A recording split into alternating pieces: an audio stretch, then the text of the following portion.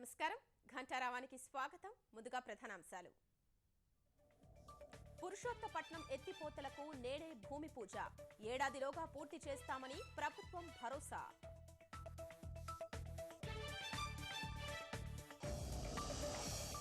సమాజ్వాదీ పార్టీలో మరింత ముదిరిన ముసలం తగ్గని ములాయం అఖిలేష్ సయోధ్య విఫలం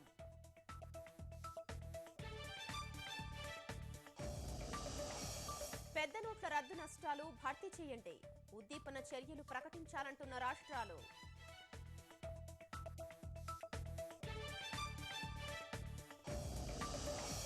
బంగాల్ రసాయన పరిశ్రమలో భారీ అగ్ని ప్రమాదం అదుపులోకి మంటలు ముగ్గురు సిబ్బందికి గాయాలు